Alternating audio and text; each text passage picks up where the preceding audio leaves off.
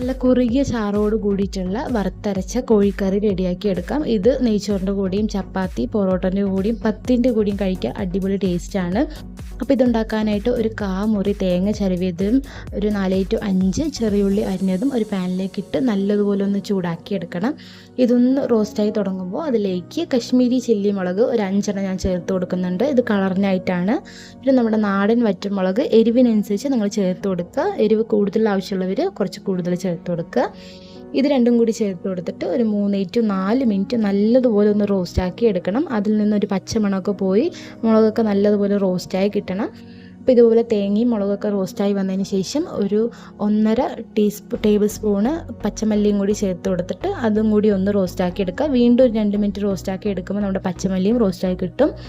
അതിനുശേഷം തീ ഓഫ് ചെയ്തിട്ട് ഇതിലേക്ക് ഒരു 1/4 ടേബിൾ സ്പൂണ് ഗരം മസാലയും കൂടി ചേർത്ത് കൊടുക്കുക. എന്നിട്ട് വേഗം തന്നെ മിക്സി ജാറിലേക്ക് മാറ്റി കൊടുക്കണം. ഇല്ലെങ്കിൽ പാൻ്റെ ചൂട് കൊണ്ട് നമ്മൾ ചേർത്ത് കൊടുത്ത ഗരം മസാല കരിഞ്ഞു പോകും. അങ്ങനെയാകുമ്പോൾ നമ്മുടെ കറിയുടെ ടേസ്റ്റും ചേഞ്ച് വരും. അപ്പോൾ അത് മാറ്റി കൊടുത്തതിന് ശേഷം അതിലേക്ക് ഒരു 1/4 കപ്പ് വെളിച്ചെണ്ണ ഒഴിച്ച് കൊടുക്കുക.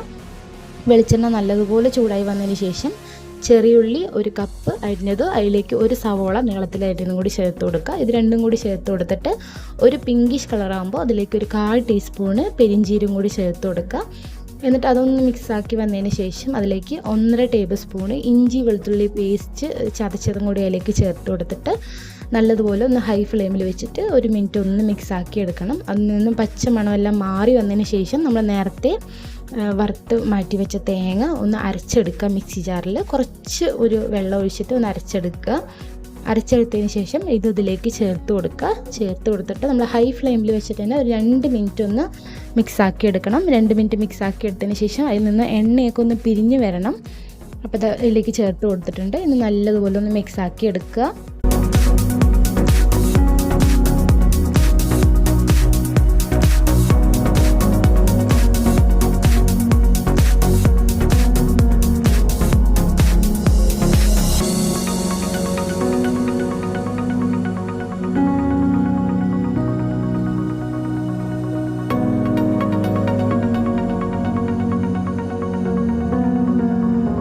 മസാലയൊക്കെ നല്ലതുപോലെ മിക്സായി അതിൽ നിന്ന് എണ്ണയൊക്കെ ഒന്ന് പിരിഞ്ഞ് വന്നിട്ടുണ്ട്. ഇനി ഈ ടൈമിൽ നമുക്കിതിലേക്ക് ആവശ്യമുള്ള ഉപ്പും കൂടി ചേർത്ത് കൊടുത്തിട്ട് കഴുകി വൃത്തിയാക്കി വെച്ചിരിക്കുന്ന ചിക്കനും കൂടി ചേർത്ത് കൊടുക്കുക. എന്നിട്ട് ഇതെല്ലാം കൂടി ഹൈ ഫ്ലെയിമിൽ വെച്ചിട്ട് തന്നെ വീണ്ടും ഒന്ന് നല്ലതുപോലെ മിക്സാക്കി എടുക്കണം. നല്ലതുപോലെ മിക്സാക്കി എടുത്തതിന് ശേഷം ഹൈ ഫ്ലെയിമിൽ വെച്ചിട്ട് അടച്ച് വെച്ചിട്ട് ഒരു 2 മിനിറ്റ് ഒന്ന് വേവിച്ചെടുക്കുക.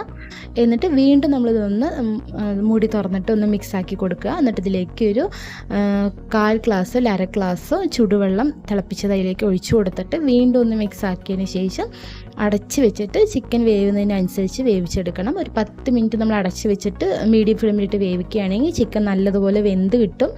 അപ്പോൾ നല്ലതുപോലെ വെന്ത് വന്നതിന് ശേഷം അതിലേക്ക് ലാസ്റ്റായിട്ട് എരിവിന് പാകത്തിനുള്ള കുരുമുളക് പൊടി ചേർത്ത് കൊടുക്കുക. ഒരു 1/4 ടീസ്പൂണ് കുരുമുളക് പൊടിയാണ് ഞാൻ ചേർത്ത് കൊടുക്കുന്നുണ്ട്. അതും കൂടി ചേർത്ത് കൊടുത്തതിന് ശേഷം നല്ലതുപോലെ മിക്സാക്കിയിട്ട് ലാസ്റ്റായിട്ട് കുറച്ച് മല്ലിയില അരിഞ്ഞതും കൂടി അതിലേക്ക് ചേർത്ത് കൊടുക്കുക. നല്ലതുപോലെ മിക്സാക്കി എടുക്കുക. നമ്മുടെ വറുത്തരച്ച കോഴിക്കറി റെഡിയാണ്. അടിപൊളി ടേസ്റ്റാണ്.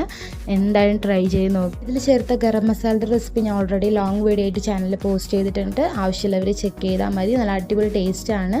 അപ്പോൾ എന്തായാലും ഈ ചിക്കൻ കറി ട്രൈ ചെയ്ത് നോക്കിയതിന് ശേഷം ഫീഡ്ബാക്ക്സ് കമൻറ്റായി അറിയിക്കുകയും ചെയ്യുക. അപ്പോൾ എന്തായാലും അടുത്ത ലോങ് വീഡിയോ ആയിട്ട് കാണാം. അതുവരെ എല്ലാവർക്കും ബൈ ബൈ. ചാനൽ ഇഷ്ടമാവുകയാണെങ്കിൽ സബ്സ്ക്രൈബ് ചെയ്യുക.